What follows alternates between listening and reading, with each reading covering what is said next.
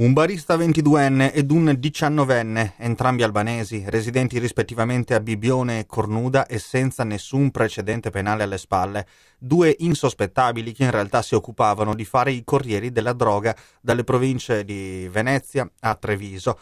Lunedì entrambi sono finiti in carcere a Santabona per spaccio. Ad essere fatale ai due balcanici è stato un controllo della polizia stradale dell'A27 all'esterno del casello di San Vendemiano. Nascosto nei sedili posteriori è stato trovato un involucro con 520 grammi di cocaina purissima.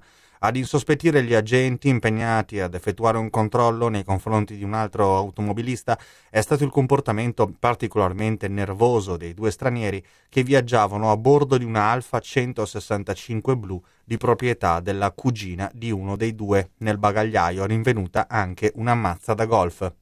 Sì, c'è stata un'attività di controllo direi da manuale, i nostri operatori stavano facendo un controllo del tutto casuale, ordinario, ed erano impegnati nel controllo di un veicolo, mentre ne sopraggiungeva un altro al casello che ha attirato l'attenzione degli operatori per la fisionomia dei ragazzi che erano alla guida, ed è stato quindi sottoposto a controllo nonostante fossero già impegnati con un altro veicolo da controllare. Effettivamente il controllo ha dato esito positivo perché all'interno del veicolo hanno trovato occultato un panetto contenente 520 grammi di cocaina di alta qualità, destinata apparentemente al mercato trevigiano. I due ragazzi molto giovani di età, di nazionalità albanese, residenti uno a Treviso e uno in provincia di Venezia, e hanno, per le caratteristiche loro e per la tipologia di controllo, hanno lasciato intendere proprio di essere due corrieri, circostanza confermata da loro stessi che alle